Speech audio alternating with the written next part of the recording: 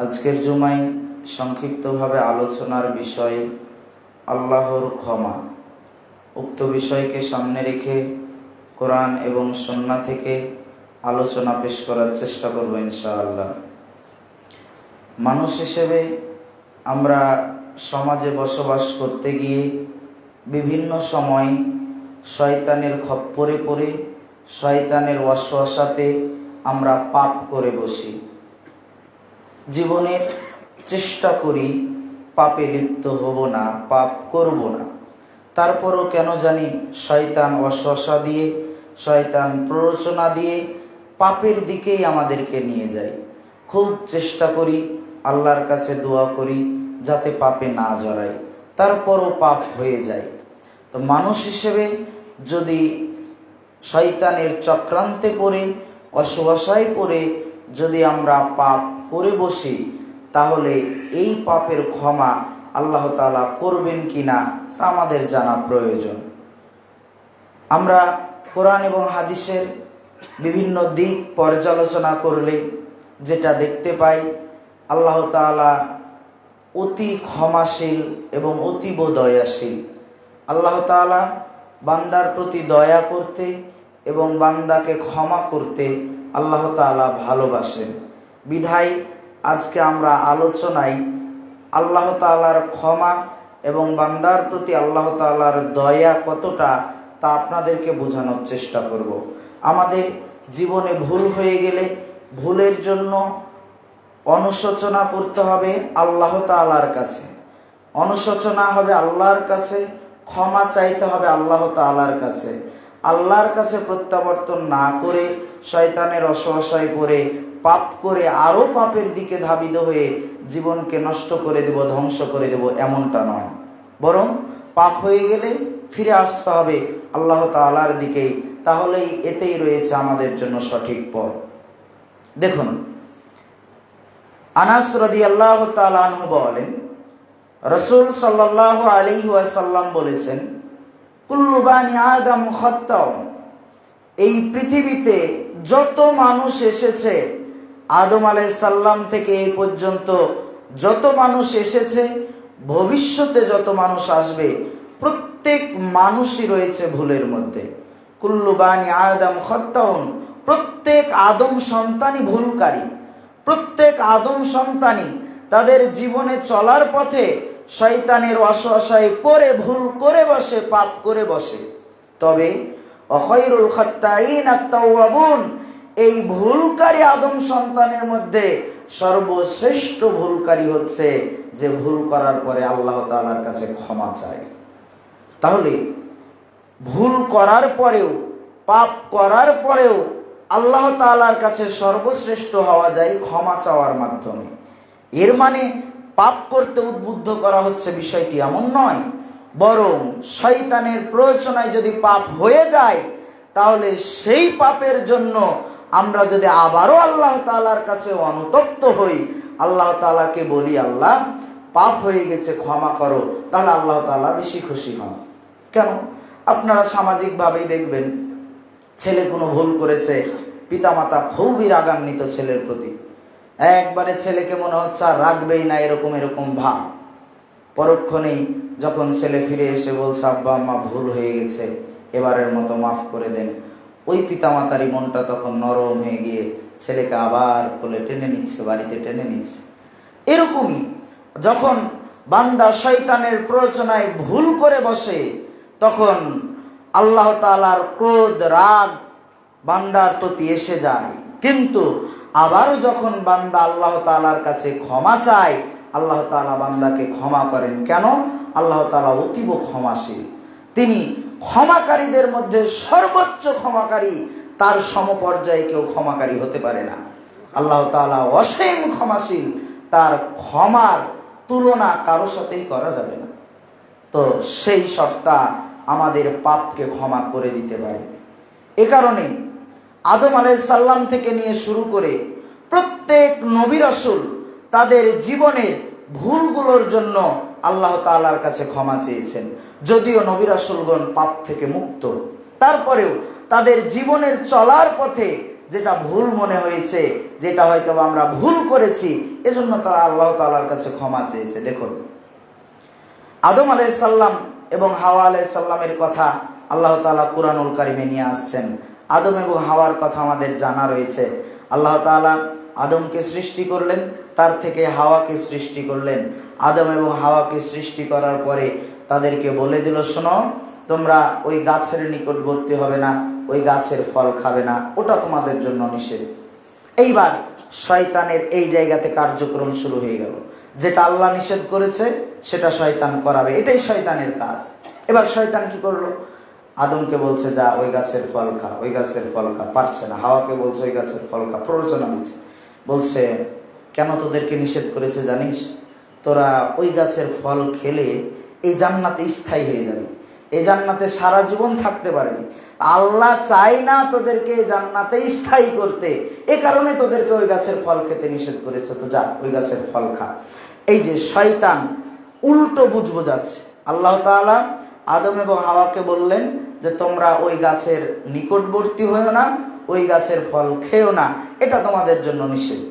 এবার শয়তান ওই জায়গাতেই চক্রান্ত শুরু করলেন যে যাও তোমরা ওই গাছের কাছে যাও, ওই গাছের ফল খাও, খেলে কি হবে? এই জান্নাতে তোমরা একবারে স্থায়ীভাবে থাকতে পারবে। ভুল বুঝিয়ে দিল। যাই হোক, আদম এবং হাওয়া যখন ওই গাছের ফল খেয়ে ফেললো, আল্লাহ তাআলা তাদেরকে এই পৃথিবীতে পাঠিয়ে দিলেন। আদম এবং হাওয়াকে এই পৃথিবীতে একবারে পোশাকবিহীনভাবে এই পৃথিবীতে পাঠিয়ে দেওয়া হয়েছে। তাদের পোশাকগুলো খুলে নেওয়া হয়েছিল কেন? এটা আদম এবং হাওয়াকে লজ্জা দেওয়ার জন্য। মানুষের ভূষণ হচ্ছে পোশাক, মানুষের লজ্জার স্থান এটা হচ্ছে তার সর্বোচ্চ সম্ভ্রম। এ কারণে আদম এবং হাওয়া গাছের লতা পাতাগুলো ছিঁড়ে তাদের লজ্জা স্থানগুলো ঢাকার চেষ্টা করছিল। মুসলিম উম্মার এখান থেকে শিক্ষণীয় বিষয় হচ্ছে, আমাদের আদি পিতা, আমাদের আদিমাতা আদম এবং হাওয়া আলাইহিসসালাম, তারা তাদের লজ্জা স্থানকে হেফাজত করেছে গাছের লতা পাতা দিয়ে। আমরা আমাদের পুরো শরীরকে, অবয়বকে কাপড় দিয়ে ঢেকে রাখবো, এটাই আমাদের আদর্শ। কোনো সময় আমাদের শরীর প্রকাশ পাবে, লজ্জা স্থান উন্মুক্ত হয়ে যাবে, নোংরা পোশাকে চলাফেরা করব, এমনটা করা যাবে না। যাই হোক, আদম এবং হাওয়া আলাইহিসসালাম এই পৃথিবীতে যখন তারা চলে আসলেন, তারা তাদের এই কাজের কারণে আল্লাহ তাআলার কাছে ক্ষমা চাচ্ছেন। তাদের ওই ক্ষমার বাক্যগুলো, তাদের কথাগুলো আল্লাহ তাআলা কুরআনে উল্লেখ করছেন। আল্লাহ তাআলা বলছেন, আদম এবং হাওয়া বলছেন, ক্বালা, তারা দুইজন বলছেন, রব্বানা, হে আমাদের প্রতিপালক, যালামনা আনফুসানা, আমরা আমাদের নিজেদের প্রতি জুলুম করেছি। আদম এবং হাওয়া বলছে, রব্বানা, আমাদের প্রতিপালক, যালামনা আনফুসানা, আমরা আমাদের নিজেদের প্রতি জুলুম করেছি, অত্যাচার করেছি। যেটা আপনি নিষেধ করেছিলেন সেই নিষেধকে অমান্য করে আমরা আমাদের প্রতি জুলুম করেছি। ওয়াইল্লান তাগফির লানা, যদি আপনি আমাদেরকে ক্ষমা না করেন, ওয়া তারহামনা, যদি আপনি আমাদের প্রতি দয়া না করেন, রহম না করেন, লানাকুনান্না মিনাল খাসিরিন, তাহলে যারা ক্ষতিগ্রস্তদের অন্তর্ভুক্ত, আমরা তাদের অন্তর্ভুক্ত হয়ে যাব। অতএব তুমি আমাদেরকে ক্ষতিগ্রস্তদের অন্তর্ভুক্ত করিও না, তুমি আমাদেরকে ক্ষমা করো। এই বলে আদম এবং হাওয়া আলাইহিসসালাম তাদের সারা জীবন এই দুয়াটা পাঠ করে গেছে তাদের এই ভুলের কারণে। বারবার বলেছে, রব্বানা, আমাদের প্রতিপালক, যালামনা আনফুসানা, আমরা আমাদের নিজেদের প্রতি জুলুম করেছি। ওয়াইল্লান তাগফির লানা, যদি আপনি আমাদেরকে ক্ষমা না করেন, ওয়া তারহামনা, যদি আপনি আমাদের প্রতি রহম না করেন, দয়া না করেন, লানাকুনান্না মিনাল খাসিরিন, তাহলে আমরা ক্ষতিগ্রস্তদের অন্তর্ভুক্ত হয়ে যাব। যারা তোমার সীমা লঙ্ঘন করে, যারা তোমার অভিশাপের মধ্যে রয়েছে, আমরা তাদের অন্তর্ভুক্ত হয়ে যাব। অতএব তুমি আমাদেরকে ক্ষমা করো। এইভাবে আদম এবং হাওয়া তাদের এই ভুলের কারণে ক্ষমা চেয়েছেন। দেখুন, মুসা আলাইহিসসালাম তার জীবনে একটা কাজ করেছিল। ফেরাউনের বংশধর, কিপ্তি বংশধরের একজন লোককে এক থাপ্পড়ে বা এক ঘুষিতে মেরে ফেলেছিল। তো যখন মুসা আলাইহিসসালাম এক ঘুষিতে এক থাপ্পড়ে ওই কিপ্তিকে মেরে ফেললো। তখন মুসা আলাইহিস সালাম বুঝতে পারলো যে তার এই কাজটা করা ঠিক হয়নি, হয়তোবা তার এই কাজটা ভুল হয়ে গেছে। মুসা আলাইহিস সালাম সেই তখন থেকে নিয়ে একটি দোয়া আল্লাহ তাআলার কাছে বলে গেছেন।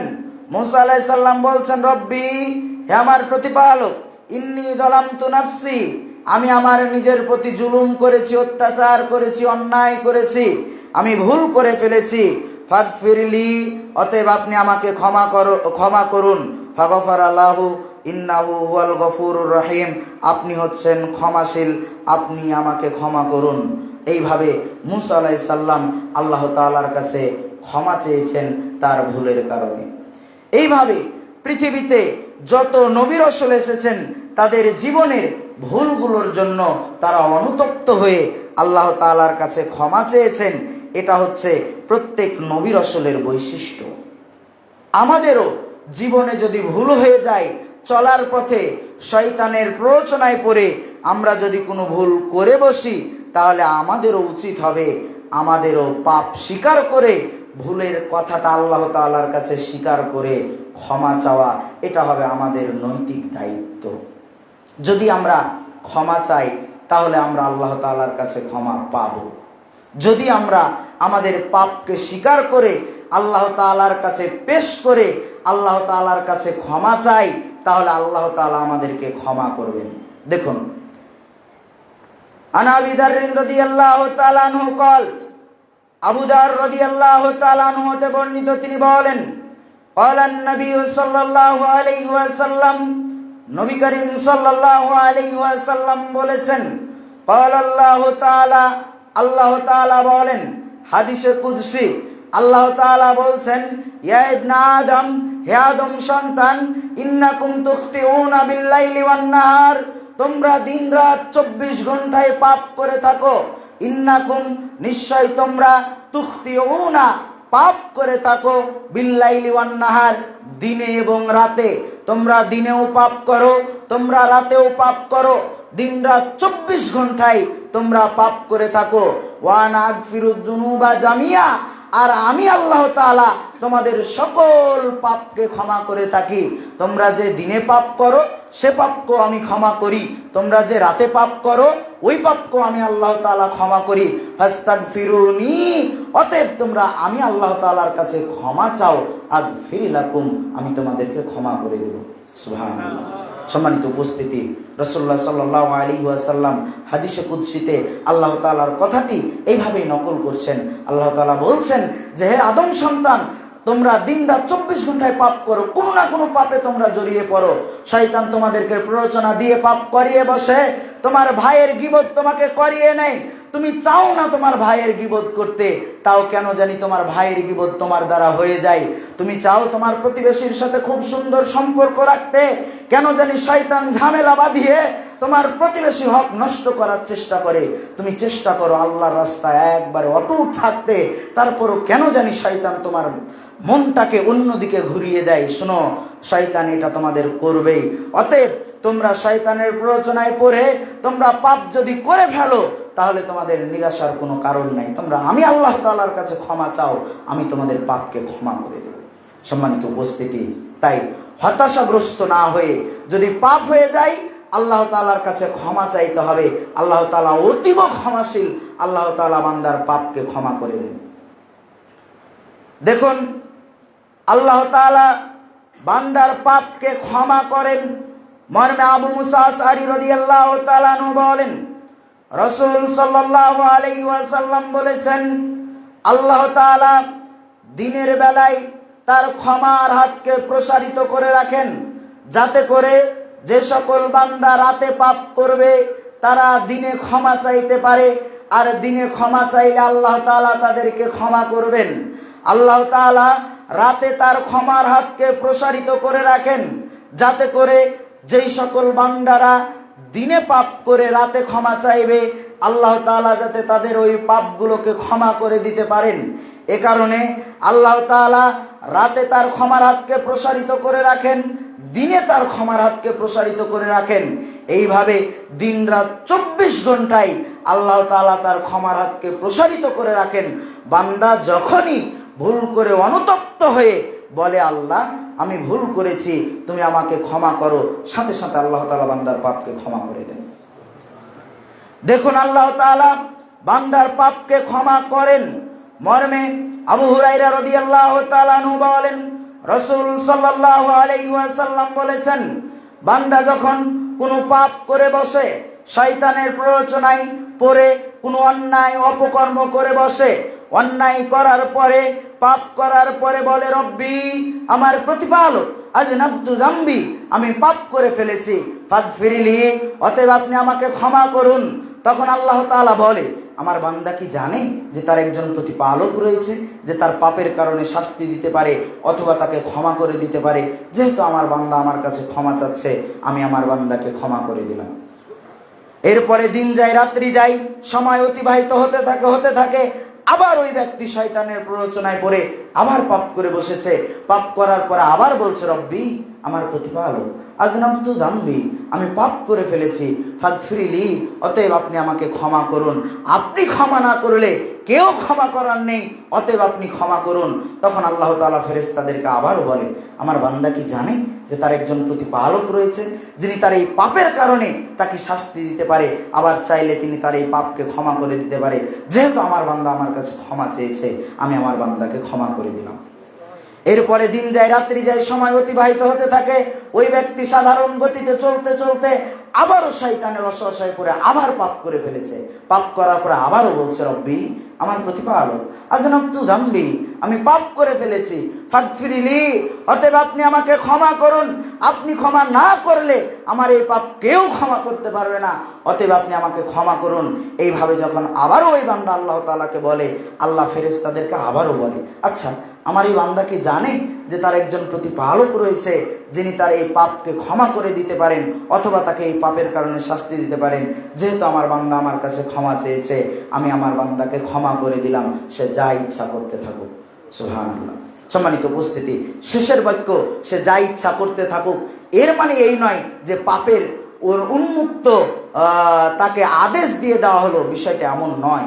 বরং বান্দা পাপ করার পরে যতবার আল্লাহ তাআলার কাছে অনুতপ্ত হয়ে আল্লাহ তাআলার কাছে ক্ষমা চাইবে, ততবার আল্লাহ তাআলা বান্দাকে ক্ষমা করবেন, যদি সে শয়তানের প্ররোচনায় পড়ে এই কাজ করে বসে। তবে যদি তার নিয়তে গরমিল থাকে যে আমি পাপ করবো আর আল্লাহর কাছে ক্ষমা চাইবো, পাপ করবো আর আল্লাহ তাআলার কাছে ক্ষমা চাইবো, বিষয়টি ভিন্ন কথা। তবে সাধারণ গতিতে, সাধারণ নিয়মে সে চেষ্টা করেছে আর পাপ করব না, শয়তানের খপ্পরে পড়ে আবার হয়ে গেছে, আবার ক্ষমা চেয়েছে, আবার তওবা করেছে, পাপ করব না। আবারও কোন বন্ধুর সাথে ঘুরতে গেছে, বলছে দে সিগারেটে একটা টান দে, টান দিয়ে ফেলেছে, দিয়ে আল্লাহর কাছে ক্ষমা চাচ্ছে। আবারও চেষ্টা করেছে, আর করবে না। আবার কোনো একটা কারণে শয়তান আবার তাকে অসহায় ফেলে দিয়েছে।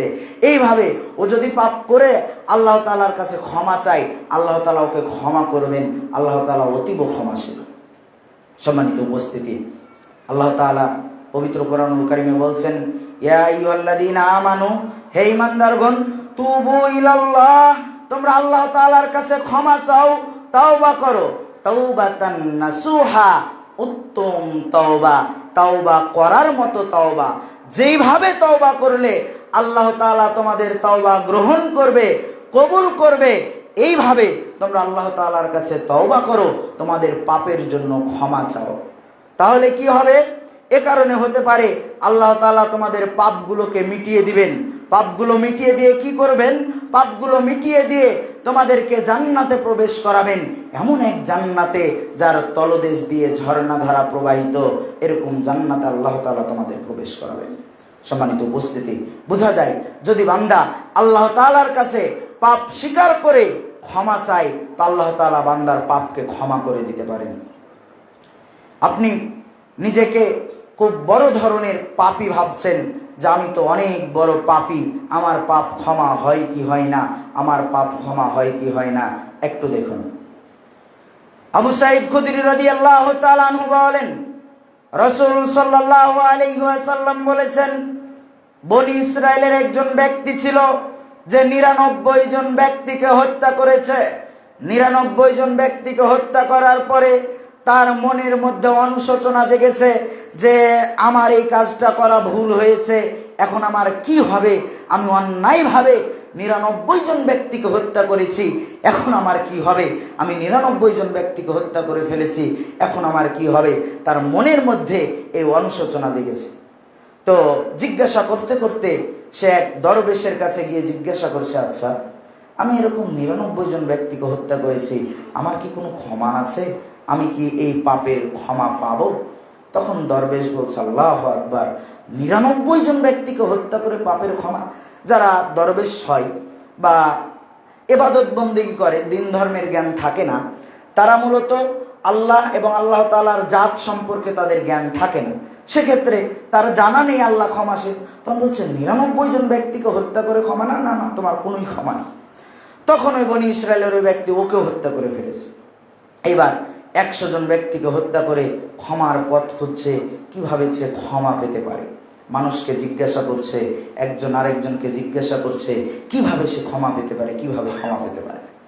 তখন কেউ সমাজের মধ্যে কেউ বলল, শোনো, অমুক গ্রামে একজন আলেম ব্যক্তি রয়েছে, জ্ঞানী ব্যক্তি রয়েছে, তোমাকে এর ফয়সালা সে দিতে পারে।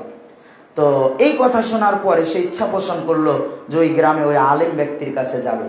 তার আগেই তার কাছে মালাকুল মউত উপস্থিত, মৃত্যুর ফেরেশতা উপস্থিত। মৃত্যুর ফেরেশতা যখন তার কাছে উপস্থিত, তার রূহটাকে, জানটাকে যখন কবজ করে নিয়ে যাচ্ছেন, তখন ওই ব্যক্তি তার নিথর দেহটাকে ওই গ্রামের দিকে হেলিয়ে দিয়ে একবারে মৃত্যুবরণ করলেন। এইবার আযাবের ফেরেশতা, রহমতের ফেরেশতা, 2 দল ফেরেশতা এসে উপস্থিত।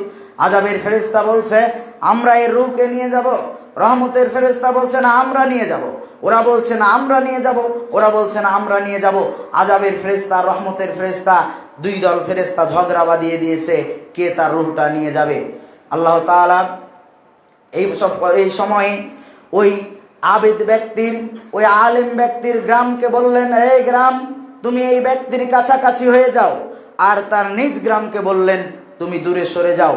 এরপর আল্লাহ তাআলা ফেরেশতাদেরকে বললেন, শোনো, তোমরা এই ব্যক্তির দেহটাকে মেপে দেখো কোন গ্রামের দিকে বেশি ঝুঁকে রয়েছে।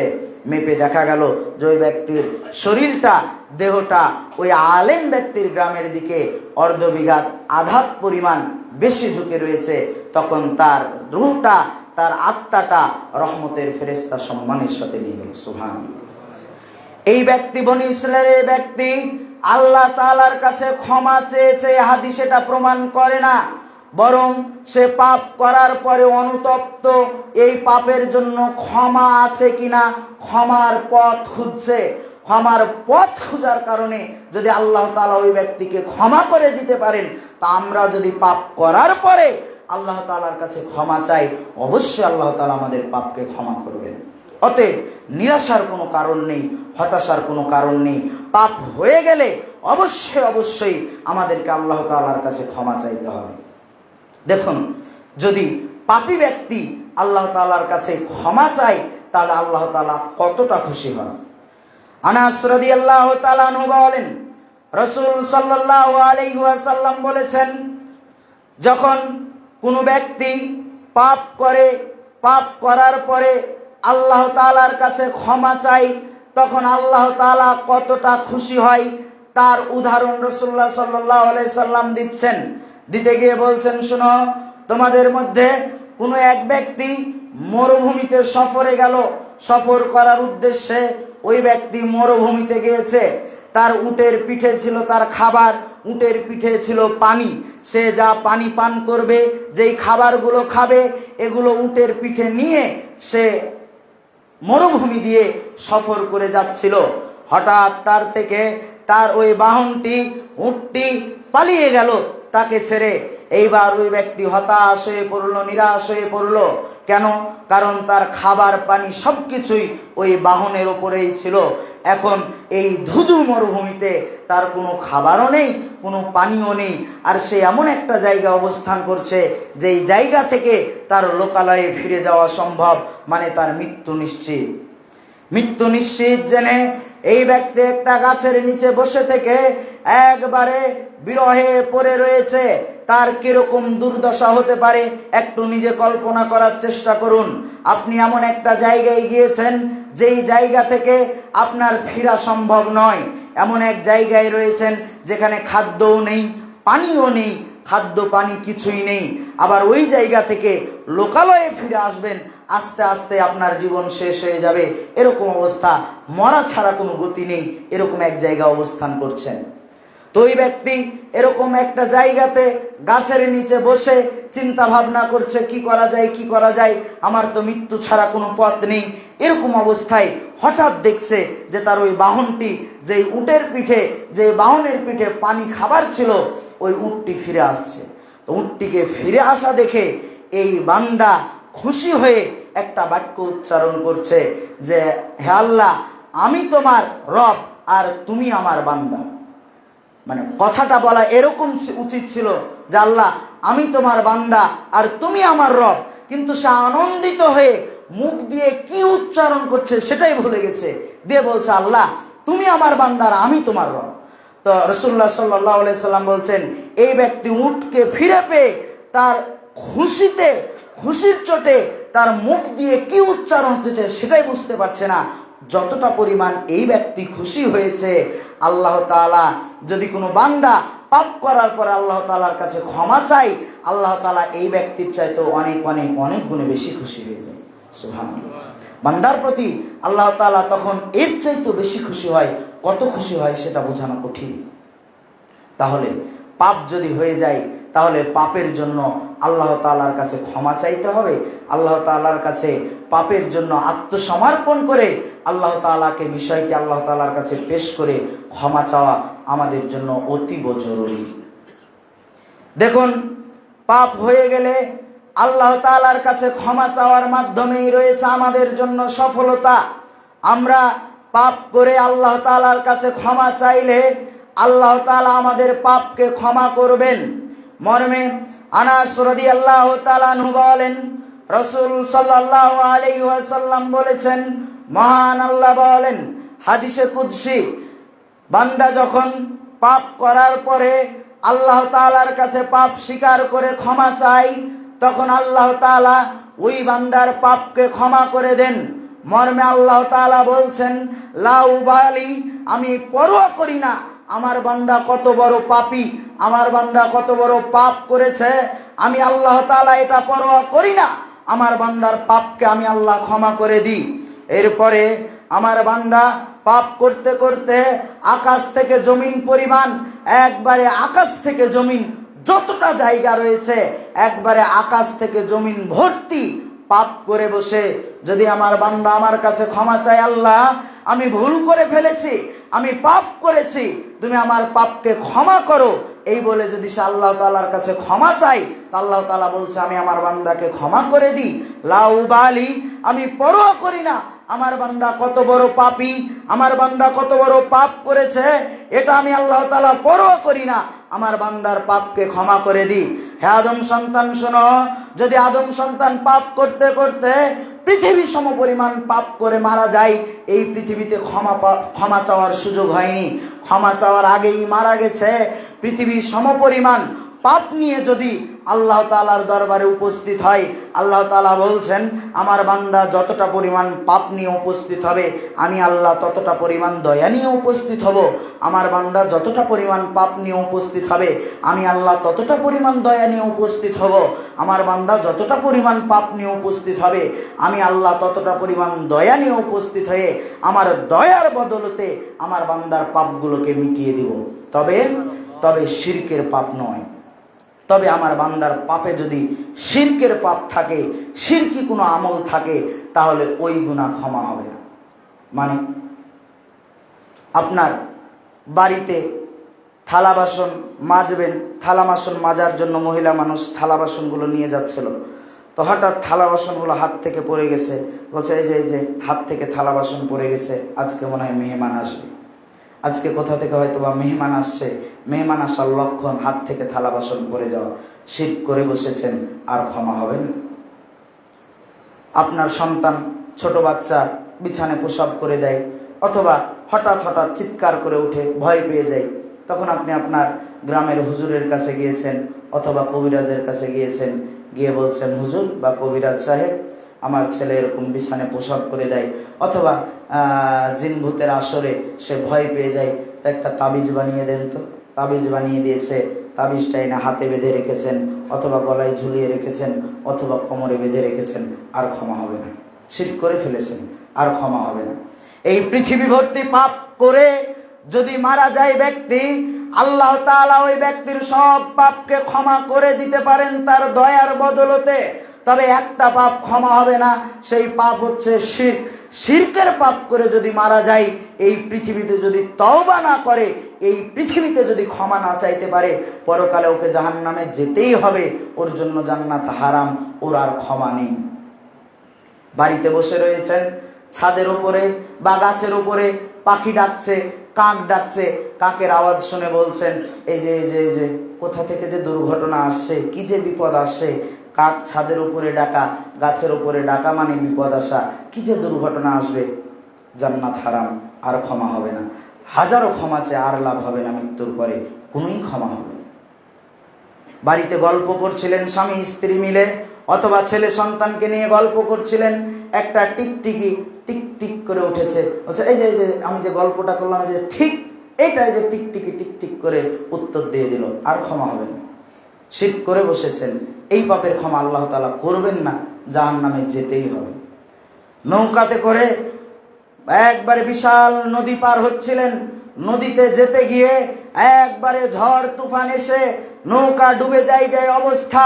একবার এদিকে দুলে, আরেকবার ওদিকে দুলে, পানি নৌকাতে ডুবে যায় কি যায়, পানি একবারে নৌকাতে উঠে যায় কি যায় অবস্থা, একবারে তালমাতাল অবস্থা। বলছে আল্লাহ ক্ষমা করো, আল্লাহ দয়া করো, আল্লাহ বাঁচাও, কত আল্লাহ বিল্লাহ চলছে। এরপরে যখন নৌকাটা কিনারায় চলে এসেছে, নামার পরে বলছে মাঝি বেটা খুব দক্ষ ছিল, মাঝি দক্ষ হওয়ার কারণে আজকে আমাদেরকে বাঁচিয়ে দিয়েছে, নৌকাটা ডুবেনি। শিরক করে বসেছেন, আর ক্ষমা হবে না। এই পাপের ক্ষমা মৃত্যুর পর আল্লাহর দয়া দিয়ে হবে না। আল্লাহ তাআলা বলছেন আমি আমার বান্দার সকল পাপকে ক্ষমা করে দিতে পারি, তবে আমার বান্দা যদি শিরকের পাপ নিয়ে আমার দরবারে উপস্থিত হয়, ওই পাপের ক্ষমা কিয়ামতের দিন হবে না, মৃত্যুর পরে হবে না। অতএব আপনাকে সতর্ক সাবধান থাকতে হবে। অসুখ হয়েছে, ডাক্তারের কাছে গেছেন, ডাক্তার ওষুধ দিয়েছেন, ওষুধ খেয়েছেন, ওষুধ আল্লাহ খেতে বলেছেন, অসুখ হলে তার শেফা ওষুধে রয়েছে, ওষুধ খেয়েছেন, খাওয়ার পরে বলছেন ডাক্তার কি দক্ষ রে, ডাক্তার খুব ভালো, ডাক্তার আমার এমন ওষুধ দিল, ডাক্তার আমার অসুখই ভালো করে দিল, আর ক্ষমা হবে না। আপনি শিরক করে বসেছেন, আল্লাহ তাআলার জায়গা আরেকজনকে বসিয়ে দিয়েছেন, এই পাপের ক্ষমা হবে না। হাত ব্যথা করছে, পা ব্যথা করছে, বাত ব্যথা, এই ব্যথা সেই ব্যথা মনে করে হাতে আপনি বালা ব্যবহার করছেন, মাদুলি ব্যবহার করছেন, তাবিজ ব্যবহার করছেন। রাসূলুল্লাহ সাল্লাল্লাহু আলাইহি সাল্লাম বলেন যেই ব্যক্তি তাবিজ ঝুলালো সেই ব্যক্তি শিরক করলো, যেই ব্যক্তি তাবিজ ঝুলালো সেই ব্যক্তি শিরক করলো, যেই ব্যক্তি তাবিজ ঝুলালো সেই ব্যক্তি শিরক করলো। অতএব আপনি শিরক করে বসেছেন, আর ক্ষমা হবে না। সম্মানিত উপস্থিতি, বিশেষভাবে বলতে চাই, যদি হাতে গলায় পায়ে কোমরে যদি তাবিজ থাকে, ওই তাবিজ কেটে ফেলে আল্লাহ তাআলার কাছে ক্ষমা চাইতে হবে। আপনার বাচ্চার গলায় যদি তাবিজ থাকে, হাতে তাবিজ থাকে, পায়ে তাবিজ থাকে, ওই তাবিজ কেটে ফেলে আল্লাহ তাআলার প্রতি তাওয়াক্কুল রেখে ক্ষমা চাইতে হবে, নচেত মৃত্যু হয়ে গেলে আর ক্ষমা হবে না। অনেক পরিবারে মানুষের হাতে গলায় তাবিজ দেখা যায়, ছোট বাচ্চাদের হাতে গলায় তাবিজ দেখা যায়। সকলকে উদাত্ত আহ্বান জানাবো, এই তাবিজ আপনার ঈমান কেটে ফেলবে। যদি এই তাবিজ কাটতে না পারেন, মনে করবেন ঈমানে ঘাটতি হয়ে গেছে, আমাকে শিরক ধরে বসেছে, তখন আর বাঁচার কোনো পথ হবে না। তাবিজকে বর্জন করার চেষ্টা করুন, আল্লাহর প্রতি তাওয়াক্কুল রাখার চেষ্টা করুন। শিরকি কোনো আমল আপনার দ্বারা যাতে না হয়ে যায়, এদিকে সর্বোচ্চ চেষ্টা রাখতে হবে। শিরক হয়ে গেলে আপনার আর ক্ষমা হবে না মৃত্যুর পরে। তবে এই পৃথিবীতেই যদি ক্ষমা চান, তাবিজটা বেঁধেছিলাম, কেটে ফেললাম, আল্লাহ তোমার উপরে ভরসা করে তাবিজ কেটে ফেললাম, কিছুই হবে না, তুমি আল্লাহ আমাকে রক্ষা কর্তা। তাবিজ কেটে ফেলে যদি এখন বলেন আল্লাহ না জেনে শিরক করেছিলাম, তুমি আমাকে ক্ষমা করে দাও, ক্ষমা হয়ে যাবে। কিন্তু এই অবস্থায় যদি মারা যান, ক্ষমা না চান, কিয়ামতের দিন আর ক্ষমা হবে না, তখন জাহান্নামে যেতেই হবে। বিষয়টি বোঝার চেষ্টা করুন। আল্লাহ অতীব ক্ষমাশীল, অতীব দয়াশীল। তবে আপনি শিরক করে মারা যাবেন, আপনি আল্লাহ তাআলার কাছে ক্ষমা চাইবেন না, এরপরে আর ক্ষমা হবে না। তাই বিষয়টি জরুরিভাবে আপনার স্মরণে রাখতে হবে। দেখুন শিরক কতটা ভয়াবহ, তাওহীদ কতটা গুরুত্বপূর্ণ, একটু বোঝার চেষ্টা করুন। আবু হুরায়রা রাদিয়াল্লাহু তাআলা আনহু বলেন, রাসূল সাল্লাল্লাহু আলাইহি ওয়াসাল্লাম বলেছেন, কিয়ামতের দিন আল্লাহ তাআলার কাছে একজন ব্যক্তিকে উপস্থিত করা হবে। ওই ব্যক্তির আমলনামার হিসাব আল্লাহ তাআলা করবেন। এমত অবস্থায় ওই ব্যক্তির কাছে 99টি পাপের খাতা নিয়ে আসা হবে, যেই খাতাগুলোর দৈর্ঘ্য প্রস্থ হচ্ছে মানুষের দৃষ্টি যত দূর যায়। আপনি এখান থেকে তাকাচ্ছেন, তাকাতে গিয়ে আপনার দৃষ্টি এদিক থেকে ওদিক যত দূর পর্যন্ত যাবে, এতটা বড় 99টা খাতা তার সামনে পেশ করা হবে, যার প্রত্যেকটা পৃষ্ঠায় পৃষ্ঠায় তার পাপ লেখা রয়েছে। সে যা পৃথিবীতে পাপ করেছে এরকম পাপগুলো তার 99টা খাতাতে লেখা রয়েছে। আল্লাহ তাআলা তার কাছে ওই পাপের খাতাগুলো উপস্থাপন করে বলবে, বান্দা তুমি এই পাপগুলো দেখো তো তুমি করেছিলে কিনা, নাকি আমার ফেরেশতারা বানিয়ে বানিয়ে কিছু লিখেছে, তুমি একটু যাচাই বাছাই করে দেখো। ওই ব্যক্তি দেখবে আর বলবে, আল্লাহ আমি এই পাপগুলো করেছি, তোমার ফেরেশতা এগুলো বানিয়ে লেখেনি, আমি এই পাপগুলো সবই করেছি, এগুলো আমার করা পাপ, আমি এই পাপগুলো করেছি, আমি স্বীকার করে নিচ্ছি। সেই দিন অস্বীকার করার কিছুই থাকবে না। যদি কেউ বলে যে আমি করিনি, সাথে সাথে আল্লাহর মুখকে বন্ধ করে দেবে। তখন হাত কথা বলবে, পা কথা বলবে, চামড়া কথা বলবে, চোখ কথা বলবে, পুরো অঙ্গ প্রত্যঙ্গ তখন কথা বলবে, বলবে এ মিথ্যা বলছে, মিথ্যা বলছে, আমার দ্বারা, আমার এই হাতের দ্বারা এই কাজগুলো করিয়েছে। তার সব কিছু সেই দিন পটপট করে কথা বলবে। এ কারণে সেই দিন মিথ্যা বলার কোনো সুযোগ থাকবে না। আজকে আপনাকে ধরলে আপনি অহরহ মিথ্যা কথা বলে দিচ্ছেন, যেটা না সেটাও বলছেন, যেটা সেটাও বলছেন, বলে আপনি পার পেয়ে যাচ্ছেন। কিয়ামতের দিনে এই সুযোগ থাকবে না। সেদিন মিথ্যা বললেই আল্লাহ তাআলা মুখকে বন্ধ করে দিবেন। সেদিন অঙ্গ প্রত্যঙ্গ কথা বলবেন, আপনার নিজ অঙ্গ প্রত্যঙ্গ কথা বলবে। দিনটি হবে খুবই ভয়াবহ। তো রাসূলুল্লাহ সাল্লাল্লাহু আলাইহি সাল্লাম বলছেন, 99টি পাপের খাতা, যেই পাপের খাতার দৈর্ঘ্য প্রস্থ হচ্ছে তার চোখের দৃষ্টি যত দূর পর্যন্ত যায়, এত বড় বড় পাপের খাতা, 99টি পাপের খাতা। তাকে বলা হবে, দেখো তুমি এই পাপগুলো করেছো গুনাহ। সে স্বীকার করে বলবে, হ্যাঁ আল্লাহ করেছি, এগুলো তোমার ফেরেশতারা বানিয়ে লেখেনি, বরং আমি যা করেছি তাই লেখা রয়েছে। এবার আল্লাহ তাআলা তার হাতে একটা ছোট্ট চিরকুট ধরিয়ে দিবে, যেই চিরকুটটাতে শুধু লেখা থাকবে লা ইলাহা ইল্লাল্লাহ, আল্লাহ ছাড়া সত্য কোনো মাবুদ নেই, এই কথাটা শুধু লেখা থাকবে। ছোট্ট একটা চিরকুট, লা ইলাহা ইল্লাল্লাহ লিখতে আর কত বড় কাগজ লাগে, ছোট্ট একটা কাগজ লাগবে। তো এত বড় কাগজ তার হাতে ধরিয়ে দিয়ে আল্লাহ মিজানে পাল্লাই দিয়ে বলবে যে তুমি এবার ওজন করো। একদিকে তুমি তোমার পাপের 99টি খাতা রাখো, আর একদিকে এই ছোট্ট চিরকুটটা রাখো। তখন ওই বান্দা বলবে, আল্লাহ আপনি কি আমার সাথে মশকরা করছেন? কোথায় 99টা খাতা আর কোথায় একটা ছোট্ট চিরকুট? এটা তো আমি দেখেই বুঝতে পারছি আমার 99টা পাপের খাতা ভারী হবে, এটা ওজন করার কিছুই প্রয়োজন নেই। তখন আল্লাহ তাআলা বলবেন, বান্দা শোনো, আমি আদেল, আমি ন্যায়পরায়ণ, আমি কারো প্রতি জুলুম করি না। বান্দার যে হক, প্রাপ্য হকেরই আমি ফয়সালা করে থাকি, আমি বান্দার প্রতি জুলুম করি না, আমি হচ্ছে আদেল। অতএব তুমি আজকে মিজানের পাল্লায়, পরিমাপ করার পাল্লায় তুমি ওজন করে দেখে নাও তোমার কি ফয়সালা, তুমি তোমার ফয়সালা অনুযায়ী কাজ করো। এইবার ওই ব্যক্তি 99টা পাপের খাতা এক পাল্লায় রাখবে, আরেক পাল্লায় যখন ওই ছোট্ট চিরকুটটা রাখবে, ছোট্ট চিরকুটটা রাখার সাথে সাথে 99টি পাল্লা উপরে উঠে যাবে, ওই ছোট্ট চিরকুটের পাল্লাটা নিচে নেমে যাবে। সুবহানাল্লাহ। ওই ছোট্ট চিরকুটটা কি? লা ইলাহা ইল্লাল্লাহ। এটা কি? তাওহীদ। এটা হচ্ছে একাত্মবাদ, এটা হচ্ছে শিরকের বিপরীত। শিরক করলো মানে ওর তাওহীদ কেটে গেল, ওর তাওহীদ কেটে গেল মানে ও শেষ, ও ধ্বংস। আর ওর যদি তাওহীদ ঠিক থাকে, ওর যদি শিরক না থাকে, ওর যদি একাত্মবাদ ঠিক থাকে, ওর যদি আল্লাহ তাআলা এক, ওর এই ঈমান যদি ঠিক থাকে, আল্লাহ তাআলা চাইলে ওর সব পাপকে এইভাবে ক্ষমা করে দিতে পারেন। তাওহীদের গুরুত্ব অনেক, এই তাওহীদ টিকাতে শিখতে হবে। আমরা তাওহীদ বুঝি না। আজকে ধর্মপ্রাণ অনেক মানুষ তো বুঝে না, আলেম সমাজও তাওহীদ বুঝে না। আলেম সমাজ তাওহীদ না বুঝার কারণে এই জাহেল আলেমরা আজকে শিরকের আখড়া খুলে বসেছে, আজকে তাবিজ ব্যবসা শুরু করেছে। শিরক কি জিনিস তারা বুঝে না। আজকে শিরকের তাওহীদের জ্ঞান না থাকার কারণে তারা তাওহীদকে এবং শিরককে একাকার করে ফেলেছে। আল্লাহ তাআলার উলুহিয়াতকে, আল্লাহ তাআলার আসমা ও সিফাতকে তাওহীদের সাথে গরমিশ করে তারা একবারে মানুষের সামনে গজা খিচুড়ি করে তা উপস্থাপন করছে। মানুষও বুঝে না, তারাও বুঝে না। সম্মানিত উপস্থিতি, তাওহীদ বুঝতে হবে, তাওহীদের গুরুত্ব বুঝতে হবে, শিরক বর্জন করতে হবে। যদি মানুষ শিরকবিহীনভাবে মারা যায়, আল্লাহ তাআলা তার ক্ষমার বদলতে, আল্লাহ তাআলা তার দয়ার বদলতে ওই বান্দার পাপকে ক্ষমা করে দিতে পারেন। তবে আরেকটা পাপের ক্ষমা আল্লাহ তাআলার দরবারে হবে না, সেটা হচ্ছে আত্মসাৎ। আত্মসাৎ নামক পাপের ক্ষমা মৃত্যুর পর আল্লাহ তাআলার কাছে হবে না। আত্মসাৎ মানে আপনার ভাইয়ের 1 কাঠা জমি মেরে খেয়েছেন, আপনার বোন জমির হকদার ছিল, বাপ মরার পরে জমি আপনার ভাই বোনের মধ্যে বন্টন হতো, আপনি পেতেন 2 ভাগ, বোন পেত 1 ভাগ, কিন্তু ভাগ করার সময় আপনি সেরা সেরা একবারে ভালো ভালো জমিগুলো নিয়ে নিয়েছেন, আর বোনকে দিয়েছেন যেই জায়গাতে গাড়িও চলে না, ঘোড়াও চলে না, কিছুই যায় না, একবারে বিরান ভূমি, ওই জায়গাটা বোনকে দিয়েছেন, আর নিজে ভালো যে ওইটুকু নিয়ে নিয়েছেন, আত্মসাৎ করেছেন, বোনের সম্পদ আত্মসাৎ হয়েছে।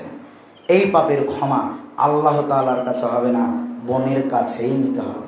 অনেক ভাই রয়েছে বাপ মারা যাওয়ার পরে বোন সম্পত্তি চাইলে বলতে চাই, হ্যাঁ তুই কি আমার সাথে সম্পর্ক ছিন্ন করতে চাচ্ছিস, তুই কি বাপের বাড়িতে আর আসতে চাস না, জমি নিলে নে, জমি নিলে একবারে চলে যাবি, আর বাপের ঢিতে পা দিবি না।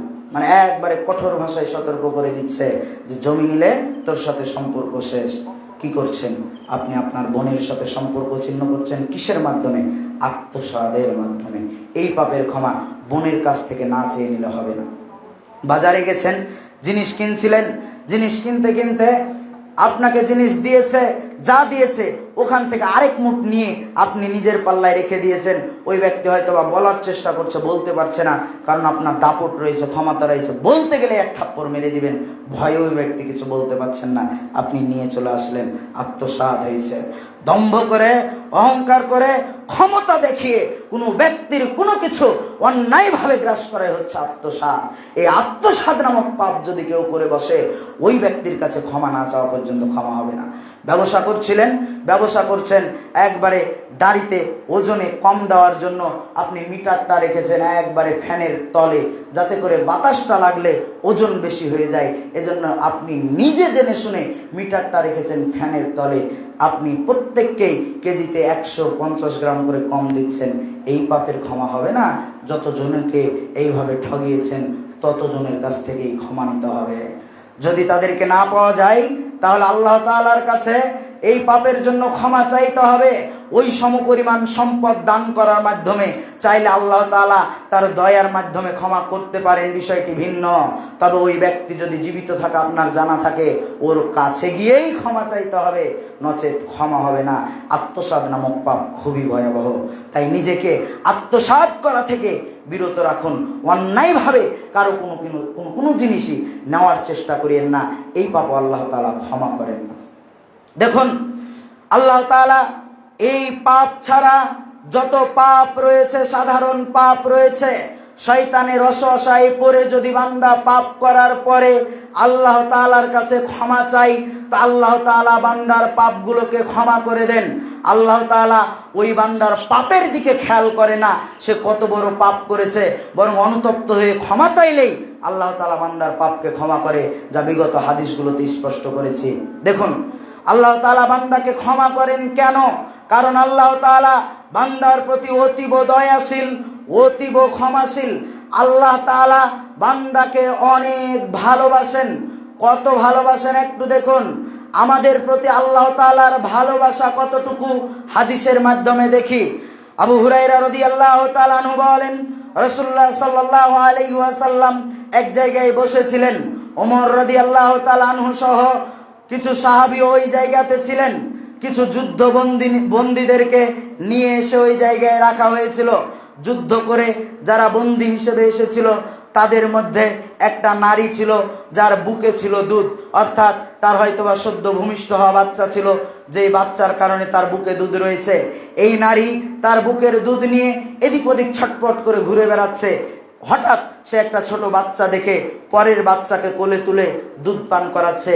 তখন রাসূলুল্লাহ সাল্লাল্লাহু আলাইহি সাল্লাম সাহাবীদেরকে লক্ষ্য করে বলছেন, সাহাবীরা শোনো, এই যে নারীটাকে দেখতে পাচ্ছ, এই নারীকে, এই মহিলাকে যদি বলা হয় যে তোমার নিজের সন্তানটাকে আগুনে ফেলে দাও, এক জায়গায় আগুন জ্বালিয়ে যদি বলা হয় তুমি তোমার সন্তানটাকে আগুনে ফেলে দাও, এই মহিলা কি ওর সন্তানকে আগুনে ফেলতে পারবে?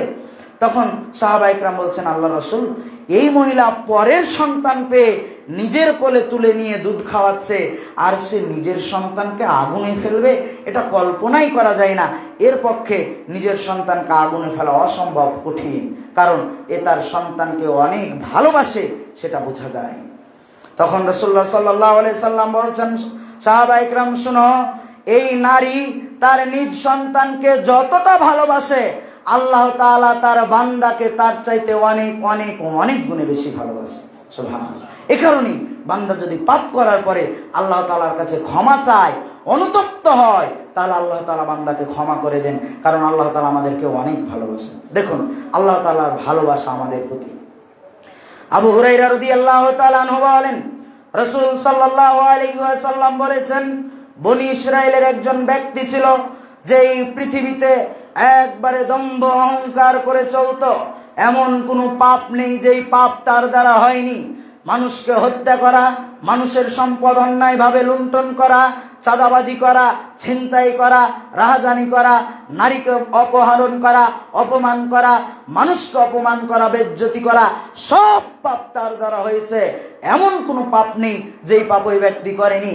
মৃত্যুর কিছু পূর্বে যখন তার বয়স হয়ে গেছে, তার সন্তানদেরকে ডেকে বলছে, সন্তানরা শোনো, আমি যখন মারা যাব তখন তোমরা আমাকে আগুনে পুড়াবে, আগুনে পুড়িয়ে আমার ছায়ের কিছু অংশ তোমরা জমিনে ছিটিয়ে দিবে, কিছু অংশ সমুদ্রের পানিতে ছিটিয়ে দিবে। আমি এমন খারাপ ব্যক্তি ছিলাম, আমি এত বড় পাপী ছিলাম, আল্লাহ যদি আমাকে ধরে বসে তাহলে আমার খবর আছে, আমাকে কঠিন শাস্তি ভোগ করতে হবে। আমি ওই শাস্তির সম্মুখীন হতে চাই না। আল্লাহ তাআলা যাতে আমাকে ধরতে না পারে, আমার মৃত্যুর পরে তোমরা আমাকে আগুনে পুড়াবে, আগুনের পরে ছাইগুলোকে জমিনে একবারে ছিটিয়ে দিবে, সমুদ্রে ছিটিয়ে দিবে, যাতে করে আল্লাহ তাআলা আমাকে পাকড়াও করতে না পারে, ধরতে না পারে। এই ব্যক্তি যখন মারা গেল, তার সন্তানরা তার ওসিয়ত অনুযায়ী, তার নির্দেশ অনুযায়ী ওই ব্যক্তিকে আগুনে পুরানোর পরে ছাইয়ের কিছু অংশ জমিনের মধ্যে ছিটিয়ে দিল, কিছু অংশ সমুদ্রের পানিতে ছিটিয়ে দিল, ফেলে দিল। আল্লাহ তাআলা জমিনকে নির্দেশ দিলেন, জমিন তোমার জায়গাগুলো একত্রিত করো, তোমার অংশগুলোকে একত্রিত করো, সমুদ্র তোমার অংশগুলোকে একত্রিত করো। এইবার দুই জায়গা থেকে এক জায়গায় করার পরে আল্লাহ তাআলা তাকে আবার আকৃতি দেওয়ার পরে বলছে, আচ্ছা বান্দা, তুমি এরকমটা করেছিলে কেন? তুমি এইভাবে তোমার সন্তানদেরকে নির্দেশ দিয়েছিলে কেন? তখন বলছে, আল্লাহ, আমি এটা তোমার ভয়ে করেছি, তোমার শাস্তির ভয়ে করেছি। কারণ আমি পৃথিবীতে দাম্ভিক অহংকারী ছিলাম, বদমেজাজি ছিলাম। আমি মানুষকে মানুষ মনে করতাম না, টাকার গরম ছিল, যা তা করতাম, একবারে নিজের ক্ষমতা বলে চলতাম, ক্ষমতার অপব্যবহার করেছি। ক্ষমতা রয়েছে, যেখানে সেখানে আক্রমণ চালিয়েছি, আমি কাউকে পরোয়া করিনি। আমি পাপ করেছি, একবারে লাগাতার পাপ করেছি, কোনো পাপই আমি বাকি রাখিনি। আমি জানি তুমি যদি আমাকে ধরে ফেলো তাহলে আমার অবস্থা হয়ে যাবে কঠিন, তোমার জাহান্নামের শাস্তি আমার পক্ষে ভোগ করা হবে খুব কঠিন। এজন্য আমি বলেছিলাম যাতে করে তুমি আমাকে ধরতে না পারো। তখন আল্লাহ তাআলা বলছেন, আচ্ছা, তুমি যেহেতু আমাকে ভয় করে, আমার শাস্তিকে ভয় করে তুমি এরকমটা করেছিলে, যাও আমি তোমাকে ক্ষমা করে দিলাম। সুবহানাল্লাহ। আল্লাহ তাআলা এরকম ব্যক্তির পাপকেও ক্ষমা করে দিতে পারেন তার দয়ার মাধ্যমে। কেন? আল্লাহ তাআলা তার বান্দার প্রতি অতীব দয়াশীল। আল্লাহ তাআলার দয়া, আল্লাহ তাআলার ভালোবাসা বান্দার প্রতি অনেক। আল্লাহ তাআলা দেখে একটু সুযোগ পেলেই বান্দাকে ক্ষমা করার, সুযোগ পেলেই বান্দাকে ক্ষমা করার, কিন্তু আমরা সেই সুযোগটা কাজে লাগাই না। দিনের পর দিন পাপ করে যাচ্ছি, রাতের পর রাত পাপ করে যাচ্ছি, পাপ করতে করতে করতে করতে দিন থেকে সরে গিয়ে কখন যে একবারে দিনহীন হয়ে পড়েছি, নিজেকে ইসলাম থেকে বের করে ফেলেছি, সেটাই আমাদের খেয়াল নেই।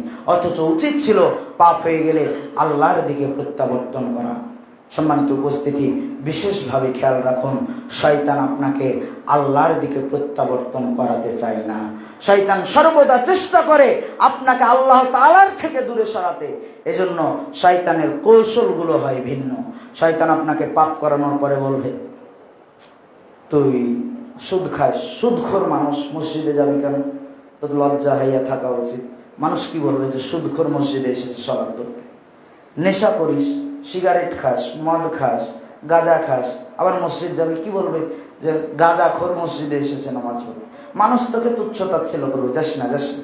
এইভাবে শয়তান দূরে সরাতে সরাতে একের পর এক পাপ করাতে করাতে করাতে করাতে আপনাকে এমন জায়গায় নিয়ে যেয়ে ফেলবে আপনার ঈমানই থাকবে না। তখন শয়তান জয়ী হয়ে যাবে। শয়তান তখন দূর থেকে অট্টহাসি দিয়ে চিৎকার করতে থাকবে, আমি তোকে পরাস্ত করতে পেরেছি, আমি তোকে পরাস্ত করতে পেরেছি। সম্মানিত উপস্থিতি, পাপ হয়ে গেলে শয়তানকে আশ্রয় দেওয়া যাবে না। সাথে সাথে শয়তানের মুখে লাথি মেরে শয়তানকে দূরে সরিয়ে দিয়ে আল্লাহর কাছে তওবা করে বলতে হবে, আল্লাহ আমি তোমার বান্দা, আমি পাপ করেছি, তুমি আমার পাপকে ক্ষমা করো। তুমি অতীব ক্ষমাশীল, তুমি অতীব দয়াশীল, তুমিই পারো আমার পাপকে ক্ষমা করতে। আল্লাহ তাআলার কাছে পাপের ক্ষমা চেয়ে নিতে হবে। আল্লাহ তাআলা আপনার পাপকে ক্ষমা করার জন্যই রয়েছে। দেখুন, আবু বকর রাদিয়াল্লাহু তাআলা আনহু বলেন, রাসূল সাল্লাল্লাহু আলাইহি ওয়াসাল্লাম বলেছেন, মা মিন রাজুলিন ইযনাবু যামবান, যখন কোনো ব্যক্তি পাপ করে ফেলে, সুম্মা ইয়াকুম, তারপরে পাপ থেকে ফিরে আসে, ভুল হয়ে গেছে, পাপ করা উচিত ছিল না, কেন যে করলাম। সুম্মা ইয়াতাওয়াজ্জা, তারপরে সুন্দর করে ওযু করে। সুম্মা ইসাল্লি রাকাতাইন, তারপরে 2 রাকাত সালাত আদায় করে। সুম্মা ইস্তাগফিরুল্লাহ, তারপরে 2 হাত তুলে বলে, আল্লাহ আমি ভুল করেছি, আল্লাহ আমি পাপ করতে চাইনি, হয়ে গেছে, কি করে যে পাপ করে ফেললাম, আল্লাহ তুমি আমাকে ক্ষমা করো। গফারাল্লাহু লাহু, আল্লাহ তাআলা বান্দাকে ক্ষমা করে দেন। সুবহানাল্লাহ। সম্মানিত উপস্থিতি, আল্লাহ তাআলার ক্ষমা অনেক বড়। আল্লাহ তাআলার ক্ষমা কত আপনাকে আমি বোঝাতে অক্ষম। তাই বলতে চাইব, যদি পাপ হয়ে যায় তাহলে নিরাশার কোনো কারণ নেই, হতাশার কোনো কারণ নেই। পাপ থেকে ফিরে আসুন, ওযু করুন, 2 রাকাত সালাত আদায় করে আল্লাহ তাআলার কাছে পাপ থেকে ক্ষমা চান। আল্লাহ তাআলা আপনার পাপকে ক্ষমা করবেন। সম্মানিত উপস্থিতি, আমাদের সমাজে বর্তমানে কিছু বদমেজাজি, অহংকারী, দাম্ভিক মানুষকে আমরা আমাদের সমাজে দেখতে পাচ্ছি। আলেম নামক কিছু মানুষ নিজেকে আলেম পরিচয় দিয়ে এমন কিছু জঘন্য কাজ করে, যে জঘন্য কার্যকলাপগুলো আমাদের চোখে একবারে অন্যরকম দেখা যায়। আজকে আহলুল হাদিস লোকেরা যখন শিরক বিদআতের বিরুদ্ধে কথা বলে, যখন বলে তাবিজ নিষিদ্ধ, তাবিজ ব্যবহার করা যাবে না, এক শ্রেণীর হুজুরের যখন তাবিজের ব্যবসা বন্ধ হয়ে গেছে, যখন আহলে হাদিস আলেম ওলামারা যারা সালফে সালেহিনের অনুসারী, যারা সালাফের অনুসারী, ধারক বাহক, যারা নিজেদেরকে সালাফিয়াতের পরিচয় দেয়, তারা যখন বলেছে এটা বিদআত, এই আমল করা যাবে না, চল্লিশা করা যাবে না, মিলাদ করা যাবে না, কিয়াম করা যাবে না, এক শ্রেণীর হুজুরের ব্যবসা বন্ধ হয়ে গেছে। মিলাদ বন্ধ হওয়াতে ব্যবসা বন্ধ হয়ে গেছে, কিয়াম বন্ধ হওয়াতে ব্যবসা বন্ধ হয়ে গেছে, চল্লিশা বন্ধ হওয়াতে ব্যবসা বন্ধ হয়ে গেছে, মৃত ব্যক্তির জন্য কোরআন খতমের ব্যবসা বন্ধ হয়ে গেছে। তখন এই উগ্রপন্থী আলেমরা এরকম ইসলামের একবারে নিকটবর্তী রাসূলুল্লাহ সাল্লাল্লাহু আলাইহি সাল্লামের পরিপূর্ণ সুন্নাতের অনুসারী সালফে সালেহিনদের উপর আক্রমণ চালাচ্ছে। তারই প্রতিচ্ছবি আমরা কয়েকদিন আগে দেখলাম আমাদের আহলুল হাদিসের প্রতিষ্ঠানে, মসজিদে একবারে তারা আক্রমণ চালিয়ে মসজিদটাকে ঘুরিয়ে ধ্বংস করে দিয়েছে। ব্রাহ্মণবাড়িয়ার ঘটনা। এই সকল নামধারী আলেম ওলামাকে তওবা করে ফিরে আসতে হবে। এরা যদি তওবা না করে, আল্লাহর ঘর ধ্বংস করার কারণে যেভাবে আল্লাহ তাআলা আব্রাহাকে ধ্বংস করেছে, যেভাবে আল্লাহ তাআলা নমরুদকে ধ্বংস করেছে, যেভাবে আল্লাহ তাআলা ফেরাউনকে ধ্বংস করেছে, এদের ধ্বংস সুনিশ্চিত। আল্লাহ তাআলার ঘরের সাথে তাদের কি শত্রুতা থাকতে পারে? আপনার সাথে আমার মাসলা মাসাইলে তর্ক থাকতে পারে, বিতর্ক থাকতে পারে, এটা তো আজকের কথা নয়, এটা চলে আসছে যুগ যুগ ধরে, এটা ইমামদের যুগ থেকে চলে আসছে। মাসলা মাসাইলে বিরোধিতা, মত পার্থক্য, আপনি জোরে আমিন বলবেন কিনা, আপনি বুকে হাত বাঁধবেন কিনা, আপনি রফুল ইয়াদাইন করবেন কিনা, আপনি সম্মিলিত মোনাজাত করবেন কিনা, এটা তো আজকের বিতর্ক না। এই বিতর্ক তো চলে আসছে যুগ যুগ ধরে। তা আপনি এই বিতর্কের জের ধরে এই সামান্যতম ফিকহি মাসালা নিয়ে আপনি মতবিরোধ করে আপনি আহলুল হাদিসদের মসজিদকে, আল্লাহ তাআলার ঘরকে আপনি ভাঙ্গার নির্দেশ দেওয়ার মতো জঘন্যতম কাজ করেছেন। এরকম নামধারী আলেম ওলামাকে যদি ক্ষমা না চাই, এরা যদি তওবা না করে, জাতির সামনে যদি তওবা না করে, এদের ক্ষমা পাওয়া খুবই কঠিন। সম্মানিত উপস্থিতি, আল্লাহ তাআলার ঘর ভাঙার মতো এরকম নেক্কারজনক জঘন্যতম গ্রহিত কাজের আমরা তীব্র নিন্দা জানাই। আমরা কোনো সময় কারো ক্ষেত্রে আমরা উগ্রপন্থীর আচরণ গ্রহণ করব না। সবাইকে বলতে চাই, আমাদের মতের পার্থক্য থাকতে পারে, কিন্তু আমরা মুসলিম, এই জায়গাটা বিবেচনায় রাখতে হবে। আমরা মুসলিম, আমরা একজন আরেকজনের ভাই ভাই। আমাদের ফিকি মাসালায় দ্বন্দ্ব থাকতে পারে, এই ফিকি মাসালার দ্বন্দ্ব নিয়ে আপনি এক ভাই আরেক ভাইয়ের প্রতি উগ্র মেজাজ দেখিয়ে, আপনার পাওয়ার রয়েছে, আপনার জনসংখ্যা রয়েছে, তাই জনসংখ্যার বল দেখিয়ে, ক্ষমতা দেখিয়ে আপনি অন্যের প্রতি আক্রমণ চালাবেন, এটা হতে পারে না। ইসলামের এই শিক্ষা নয়। আপনাকে এই শিক্ষা বর্জন করতে হবে। আপনার শিক্ষাতে ভুল রয়েছে, আপনি ভুল শিক্ষার মধ্যেই রয়েছেন। অতএব আপনার পরিবর্তন আমরা আশা করছি।